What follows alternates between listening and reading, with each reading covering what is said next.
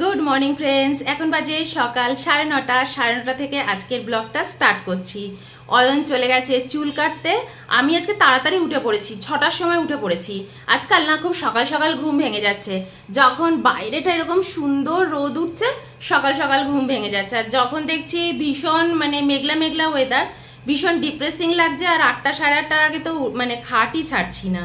তো সকাল সকাল কিন্তু আজকে ব্রেকফাস্টও করে নিয়েছি। সকালবেলা মুড়ি খেয়েছি, শসা মুড়ি যেরকম খাই স্যালাড দিয়ে, আর তার সাথে একটুখানি চা খেয়েছি। অনেকদিন দুদিন হয়ে গেছে চা খাইনি, আবার আজকে একটু চা খেলাম, বা হয়তো আগের দিনও চা খেয়েছি, কারণ এই দুদিন মনে হয় চাই খেয়েছি, দুধ এর মধ্যে আর খাইনি। এতটাই ঠান্ডা পড়ছে না, মনে হচ্ছে একটু আদা দিয়ে ভালো করে চা খাই।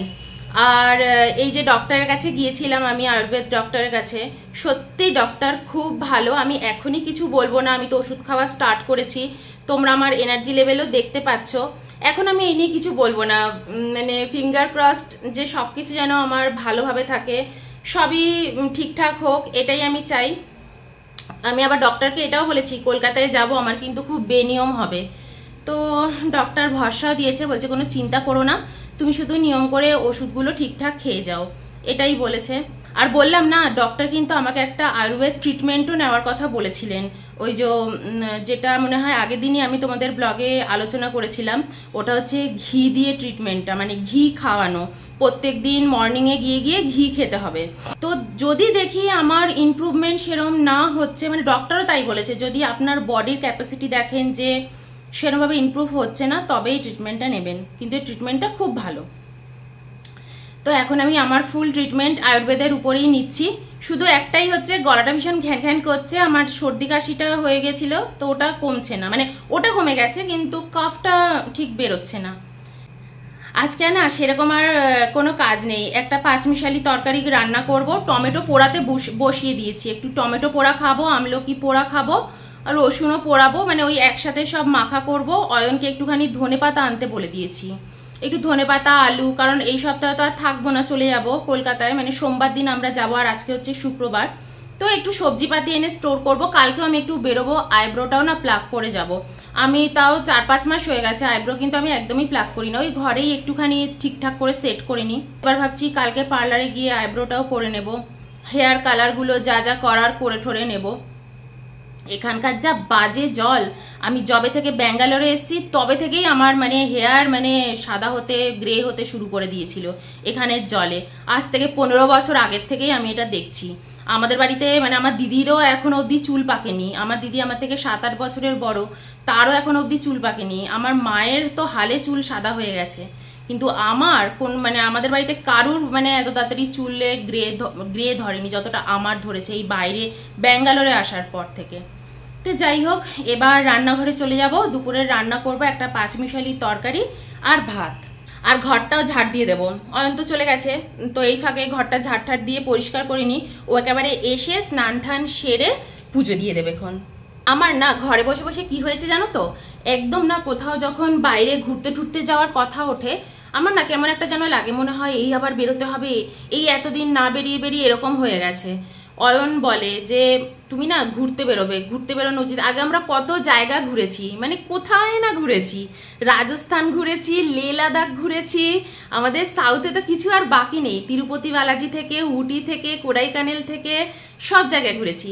কিছু কিছু জায়গা বাকি আছে, কুর্গ ফুর্গ সব ঘুরে নিয়েছি, কিন্তু কিছু কিছু ছোট ছোট জায়গা আরো বাকি আছে। এবার ভাবছি যাব। অয়ন বলছে এবার বাড়ি থেকে বেরো, তুমি বাড়িতে বসে বসে আরো অসুস্থ হয়ে যাচ্ছ। কথাটা না একদম সত্যি কথা, জানো তো।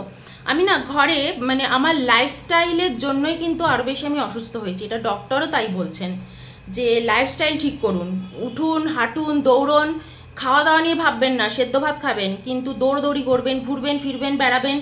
যদি একবার বসে যান ব্যাস খুব বাজে। কিন্তু এখন কিন্তু বেশিরভাগ রোগই হচ্ছে মানুষের লাইফস্টাইলের জন্য।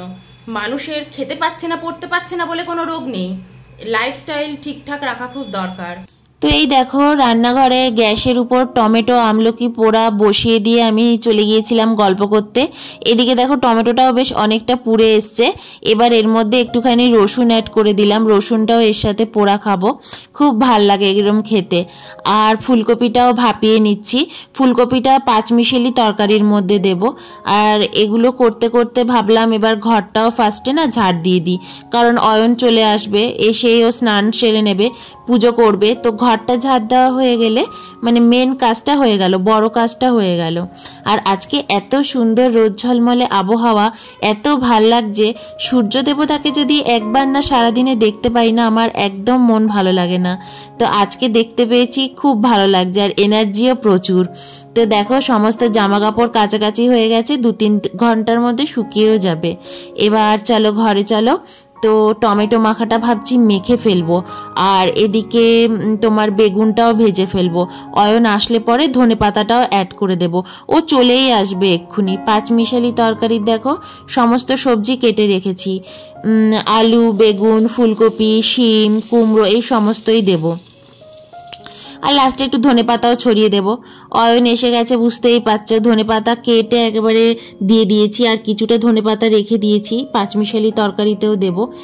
আর এদিকে টমেটো মাখাটাও করে নিলাম, আর লাস্টে একটু এর মধ্যে সর্ষের তেল অ্যাড করে দেব। ফাটাফাটি খেতে হয়েছিল।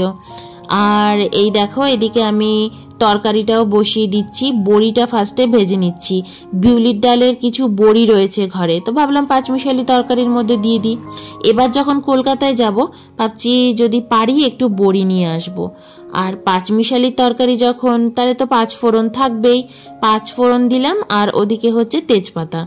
আলুটাকে ফার্স্টে একটু ভালো করে ভেজে নিচ্ছি, আর এরপর সমস্ত সবজিগুলো এক এক করে দিয়ে দেব। কুমড়ো, শিম, বেগুন, ফুলকপি, একটুখানি ধনে গুঁড়ো, জিরে গুঁড়ো, একটু নুন, মিষ্টি, হলুদ, ব্যাস আর কিছু দেব না। লাস্টে ভাবছি একটুখানি ভাজা মশলা অ্যাড করব। যখন তরকারিটা একদম সেদ্ধ সেদ্ধ হয়ে আসবে তখন ওই ধনে জিরে গুঁড়ো যে ভাজাটা করে রাখি ওইটাই অ্যাড করব। আর লাস্টে একটু ধনে পাতা। আর এই তরকারিটা কিন্তু একটু মিষ্টি মিষ্টি খেতে ভালো লাগে, তাই একটু মিষ্টি অ্যাড করেছি। তো দেখো ধনেপাতা দিয়ে নিয়ে একটু ফুটিয়ে নিচ্ছি। এখন বাজে 3টে, স্নান টান সেরে এসেছি আর পুজো দিয়ে দিয়েছি। আজকে তো শুক্রবার, আমাদের এখানে আমি শুক্রবার মা লক্ষ্মীর পুজো দিই। যেরকম কলকাতায় বৃহস্পতিবার করে মা লক্ষ্মীর বই পড়ে না, আমি এখানে শুক্রবারই মা লক্ষ্মীর বই পড়ি। আর বৃহস্পতিবার দিন এমনি কর্পূর জ্বালাই, শ্রীকৃষ্ণের নাম করি আর শঙ্খ বাজিয়ে দিই, কিন্তু লক্ষ্মী বইটা শুক্রবার করেই পড়ি। তো লক্ষ্মী ঠাকুরকে স্নান টান করিয়ে দিলাম। এবার অয়নের অনকল চলছে, ওর অনকলটা হয়ে গেলে খেয়ে নেব। খিদেও পাচ্ছে, তরকারি হয়ে গেছে আর তো টমেটো মাখা, এই দুটো দিয়েই খাওয়া হয়ে যাবে। তোমাদের সাথে আরও একটা জিনিস আজকে শেয়ার করি। 2015 সালে না অয়ন আমাকে এই কানের দুলটা কিনে দিয়েছিল। এটা বিবাহবার্ষিকীতে কিনে দিয়েছিল, ওই টাটা আছে না, সেটা থেকে অনলাইনেই কিনে দিয়েছিল সোনার। তো আমার তো এমনিতেও কোনো কিছু আমি পরি না, গলায় বলো কানে বলো, এখানে ওখানেই আমার সবসময় ছড়ানো থাকে।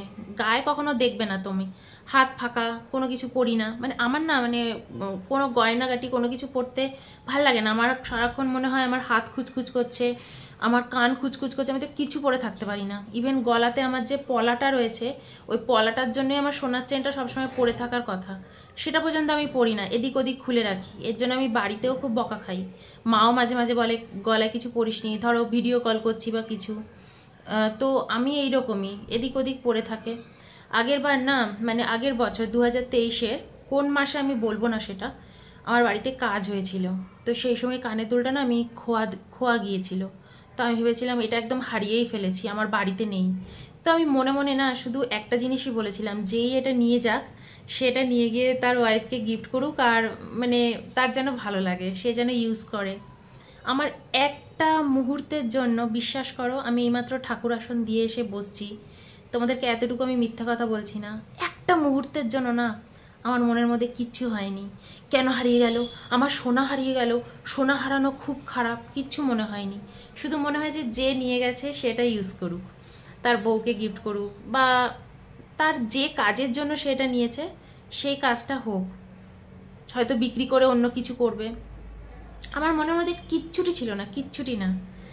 সেদিনকে যখন ঠাকুরের আসনটা আনতে যাচ্ছি তখন অয়ন আমাকে বলছে যে গাড়ির কাগজগুলো নিয়েছো? তা আমি বললাম দেখছি। তা বলে ব্যাগটা, যে ব্যাগটা নিয়ে বেরিয়েছি সেই ব্যাগটা খুলেছি, তখন দেখলাম কি এই কানের দুলটা ওর মধ্যে পড়ে রয়েছে। এই কানের দুলটা না, মানে আমি অনেক আগে ওই কোথাও একটা গিয়েছিলাম, তো হেলমেট পরেছিলাম, তার জন্য কানের দুলটা না খুলে রেখেছিলাম, কারণ আমার কানের দুলটাতে খুব লাগতো। আর এই কানের দুলের যে ডাটিটা, এটা ভীষণ না বড়, তো ওর জন্য আমি কি করতাম, মানে করেছিলাম ওটা খুলে ওই ব্যাগটার মধ্যে রেখে দিয়েছি। আমি ভুলেই গেছি। আমি না ভেবেছি ওই সেদিনকে কাজ হয়েছে আমাদের বাড়িতে, ওটা টিভির সামনের ঘরে ছিল। হ্যাঁ জানি ওটা আমার চলেই গেছে, খোয়া গেছে। কোনো জিনিস নিয়ে না বদার করার কোনো প্রয়োজন নেই। যেটা তোমার সেটা তোমার কাছে আসবেই, আজ নয়তো কাল। তোমার থেকে তো ওটা কেউ নিতে পারবে না, কেউ না। তোমার জিনিস তোমারই থাকবে। আর এই পৃথিবীতে তুমি যা, মানে যেটাই অ্যাচিভ করছো, তুমি এখানেই সেটা ছেড়ে রেখে চলে যাবে, কিচ্ছু নিয়ে যেতে পারবে না। শুধুই তোমার কর্ম ছাড়ার সাথে আর তুমি কিচ্ছু নিতে পারবে না, কিচ্ছু না। এই দেখো থালায় বেড়ে নিয়েছি খাবার, এবার খেতে বসে যাব। অয়নের অনকলো ডান। এইটা হচ্ছে আমার থালা, এই হচ্ছে অয়নের থালা, আর এই হচ্ছে তরকারি। একটু আগে অয়নকে এখান থেকে তরকারি তুলে দিয়েছিলাম, ওর একটু খিদে পাচ্ছিল। ও বলল কলে বসার আগে একটুখানি তরকারি খাবে, টেস্ট করবে। তো দেখো এখান থেকে তরকারিটা দিয়েছি ওকে। আর এই হচ্ছে আজকে টমেটো মাখা, এটা প্রথম পাতে নেব। দারুণ হয়েছে জানো এটা খেতে। রসুন আছে, আমলকি আছে, উপর দিয়ে একটু সর্ষের তেলও ছড়িয়ে দিয়েছি। তো এই দেখো থালা সাজিয়ে দাঁড়িয়ে আছি, এবার খেতে বসে যাবো। এখন তো আমরা নিচে বসেই খাচ্ছি, আমি মাঝে মাঝে অবশ্য সোফায় বসে খেয়ে নিচ্ছি, কিন্তু অয়ন আবার একদম গুছিয়ে বসে খেতে ভালোবাসে, তো ও নিচে বসছে। তাই আজকে আমরা একসাথেই খেতে বসবো। দেখছো তরকারি এগুলো সব নিয়ে নিয়েছি, থালায় আর বাড়িনি। তো চলো এই ব্লগটা এই অবধি, আবার চলে আসবো নেক্সট দিন নেক্সট ব্লগ নিয়ে। বাই।